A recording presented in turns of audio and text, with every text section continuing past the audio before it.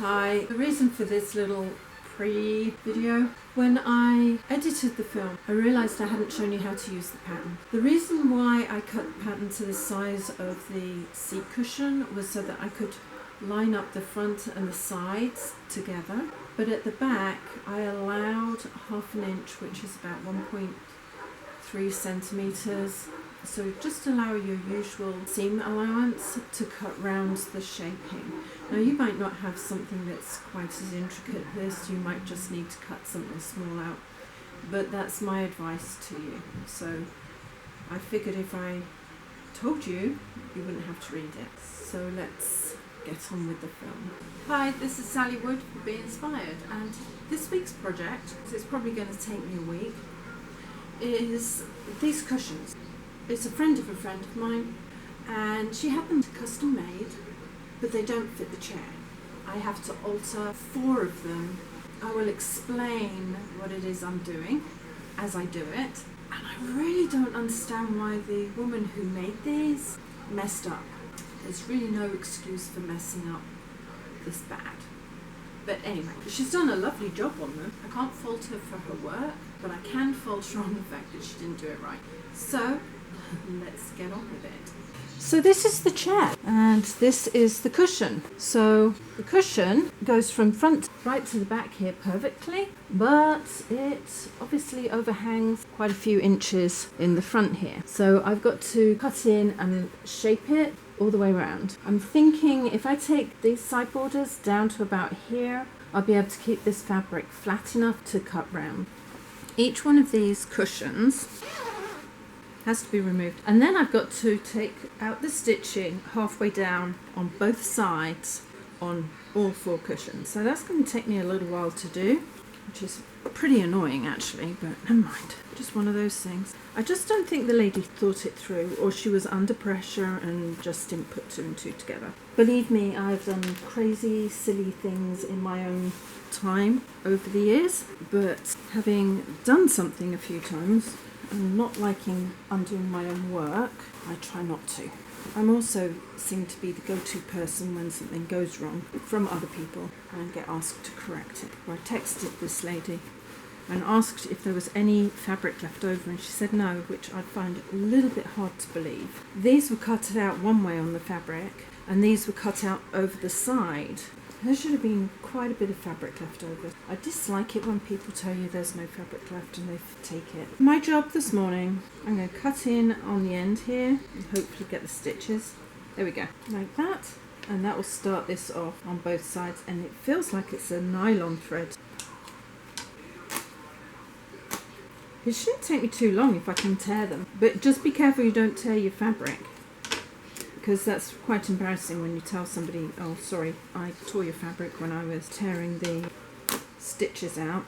And go round corners carefully, because they often have stitches closer together, and in that case you will tear the fabric. The nice thing is when you've got trim is you can start undoing around where the trim is like this, and it will.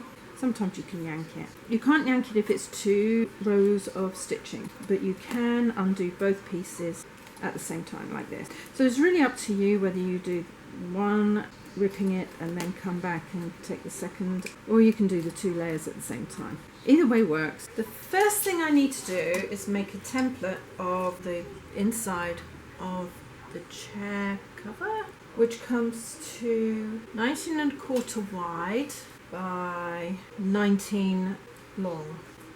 Okay, I'm going to cut that at 20 in a straight line. So my usual way of, oh okay, there's not much left. As I say, I'm going to cut this to 20 and then I can cut it down. So that looks like that would be 20 there. I use old wrapping paper for all sorts of things. Over the years I've bought it in bulk or forgotten I had any. And of course now I don't have all the kids at home, it makes a big difference. Cut that down here. Cut that up to 19 at least.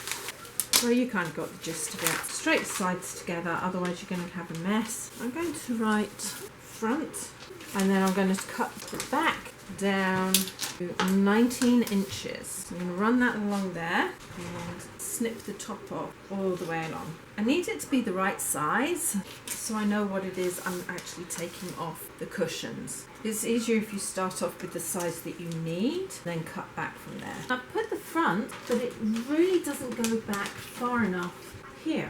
This is something you have to remember when you're doing cushions, is to get them the right way around. So I'm going to put a pin down here. It's not going to do any damage. I just need it to hold everything straight while I'm messing with this. I'm going to just clip here and here and pull that back. Here, I'm going to go this way down. Fold it so it's a straight line and then cut straight down. I can't come all the way back here. I think I can only come back to the... I'll get a cushion and see how far I need to come back. I've got this here, and if I pull that back, I am thinking that that might do. It might just be in the right place. Actually, I'm going to take it a little way further in, just by maybe 1/4 of an inch, no less than that. Because it's quite deep and it's got trim around it. I shouldn't need to do the same on the other side. I'll just fold it over and make sure it's equal. The other thing I do need to do is to fold this along the back here, like that, to give me some idea of how the back goes. And I'll match both of those up with this side. When you've done that, just fold your pattern in half. This is when you find your pattern wasn't quite what you thought it was. I am going to cut along here because that has to be the same. Then I'm going to pull that out and I'm going to cut along here and then on the underside too. Oops, a daisy. Might need to cut back just a wee tad, but I try to make it as even as possible. You can already see there's something going on here. Just pop it back with these parts even and see whether I need to cut it again. Now when I line these up here and there, you can see that this is actually over a little. This is quite normal. This is why you always make a paper or some kind of pattern before you start messing. Cut down here just a little bit, and then I'm going to cut up there just a little bit and pop that back up and pop that back down. That should give me a better look. Yeah, it comes out either side because this is shaped and I'm coming to here, so I need to have this a little bit wider. I think that's going to work. And although this doesn't come far enough back for my liking, I've cut it in such a way that it's going to look okay. I've cut them all out.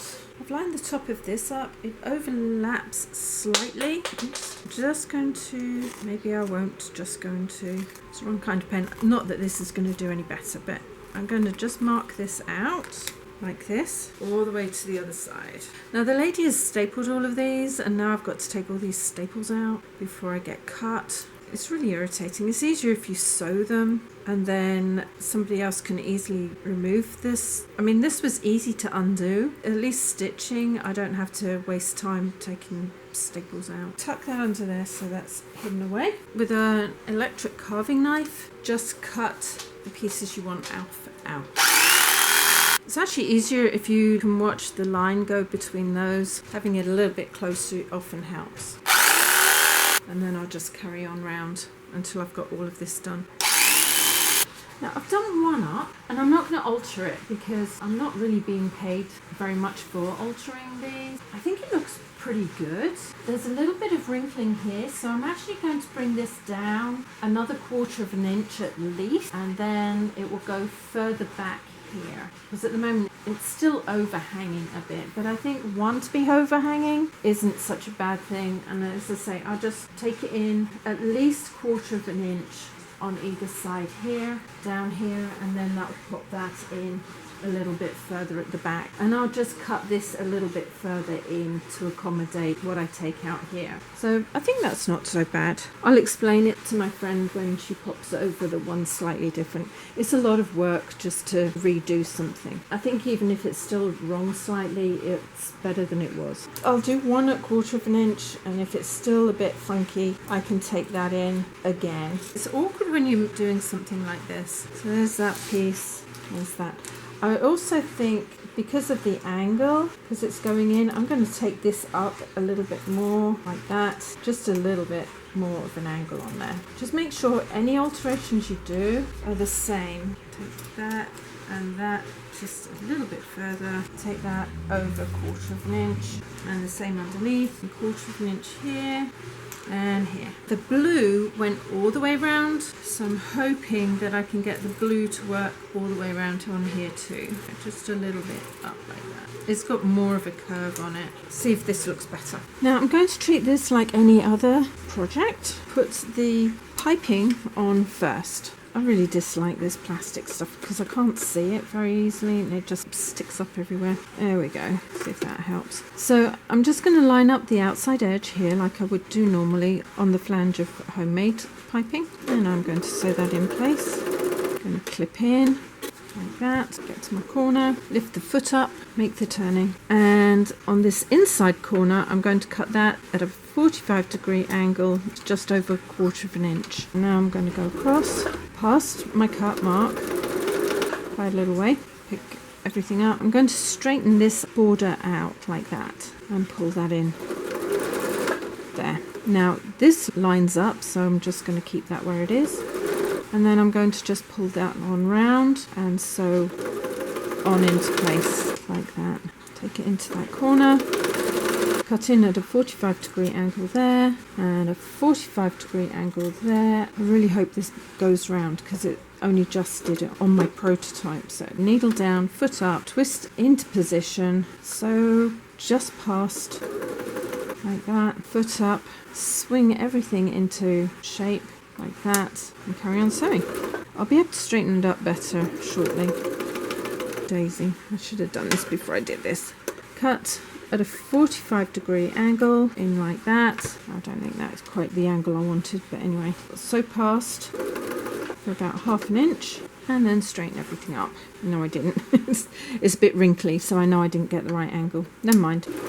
It will straighten out in a minute. As I come up to the corner, again, 45-degree angle, needle down, foot up, swing this into position, and I'm going to stop about there. Take the foot off and move it across, because you should always try to get the piping in facing the right way. Line it up. This is the nice thing about zipper foots, because you can sew either side of them. 45-degree angle in there, 45-degree angle in there.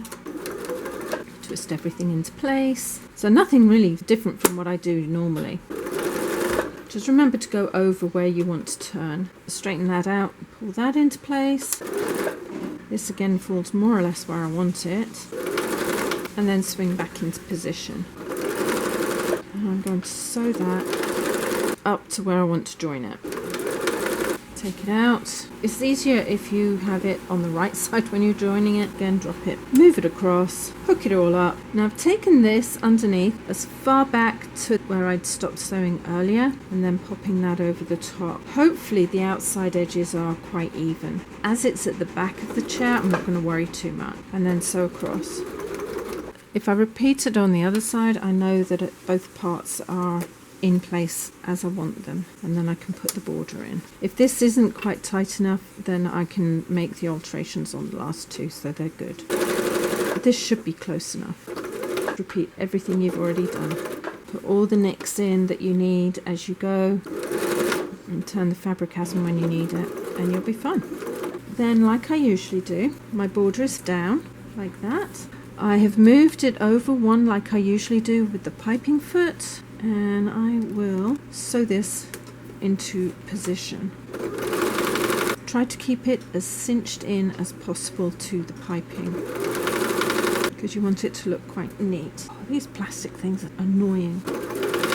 At least with cotton I can see that. The plastic is just invisible to me. I've got to the corner, I'm going to cut in like that towards the corner, needle down, foot up, swing it into place.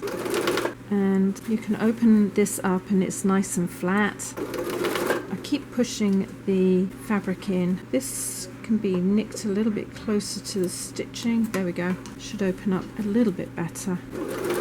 Over stitch and stitch back. I have to take some of the border out. What I do is I sew the border in as far as I can before I need to do that. Again, line everything up with the border underneath. and sew into position. There we go. See here, although I cut in, I didn't go far enough, so I can just nick that and take it a bit closer. Works better. Pull this all into line like that. Make sure your raw edges are in line, because that's your 1/2 inch seam allowance. All the way to the top. Now this is a little bit off, so I'll cut it down like that. Needle down, foot up. This is rolled slightly, so I'm going to push it forward like that, just a little bit to use up some of the border. Make sure all of the raw edges are in line. And then just sew towards where the zip is. The zip end is the end you want to take apart, because you can move the zip along and shorten it a lot easier than trying to do it from the open end. And I can go again in and out of the groove that's here. Cut that, straighten that into the stitching. That one it actually is. This cutout actually helps keep the cushion in place. I didn't think about it when I did it. I was thinking, oh well, I need to go around that and make it look nice, but it actually holds it. So the chair seat shouldn't need to have ties. Just keep it as tight as you can to the piping, which sometimes means roll the fabric up so your fingers are pushing the piping out. Twist around. And this is the zip end, so I'm going to just stop short of there. I'm going to leave it a couple of inches. What I do need to do is work this side in so that I've got a good edge. I should imagine that that's quite even on both sides, so I'm going to take that as the mark, but I will measure like I usually do to find out such things. So there's that. That and that are actually in line. Pop that in line, and I was about right. So I'm going to start taking it from here down on this side, because then I'll be able to see better how close that seam has to be. Knit slightly more out of there and sew into place like that. Before I get to this corner, I'm just going to do this so I can turn it. Once it's in position, sew on down. Fan out the fabric at the back and try to keep it flat, because you don't want to have any pleats or gathers. I've already got the corner there cut in. Straighten it out. It does not do what it's got to do. That's weird. Okay, I'm going to have to go the other way. That's not good. It should be exactly where I need it, which means the way this has been sewn in at the top is wrong. Because that wouldn't work itself in, I am going to do it another way, which means I'm going to have to go back just a little way, sew this in, and then go further back. That sometimes happens. The other zip was a bit wonky when I sewed that in. I had to cut an angle off to straighten it up.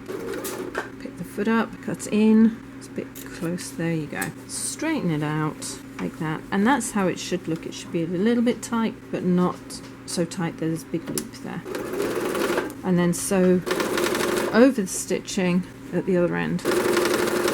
And now I'm going to straighten this up like that. Just open that up and start at the top. It wasn't very far out by the looks of it, so I'm not sure what went wrong. Maybe it's the way I sewed it in. I don't always get it right first time either. Pop that in and sew on round until I get to my stitches, and then I'm going to sew over my stitches. More than one way to skin a cat. So what I'm going to do, oh dear, this has got fluff in it, that's annoying. Pull the fluff out so the zip will actually move. Because the other side didn't fit in, I'm going to do the back stitching again. Just stretch it out, pull it into place, pop it underneath, and do small sections. It's a little bit more time consuming to do it this way, but if you're unsure, this is the way to go. So it doesn't look like it's going to line up, and then it kind of pings into place. I'm going to make sure that this is right up towards the stitching, not over the stitching. It's probably a 1/16 away, which is good because when you go round you take it in a little bit. Bring that out, straighten it all out like that, come around the corner just a little bit like that, and pop it under. Straighten the sides out, just sew it in just like you did the other side, and hopefully it will all go in as it's meant to. Sometimes when you're sewing things you have to vary the way that you do it, because it's not, maybe the fabric's thick. I mean, this is a denim, so it's quite a thick fabric. Doesn't always want to do what you want to do with it. Might be that there's two different kinds of weave on a fabric, so just adjust and use the method that suits. Now I'm going to bring that down so the zip is even there. Fold the zip over. I'm not going to worry about that end, but I will worry about here, so it looks even there. Pop the corner onto the corresponding corner there, like that. Pinch the border into place. Start about an inch down and sew that into place. Sometimes you just have to work backwards. And then hopefully this will just come in line and be perfect. And it might straighten the other end up a little bit. All I've got to do here, keep that folded, keep that level, sew in here. Catch up with my stitching that I started with.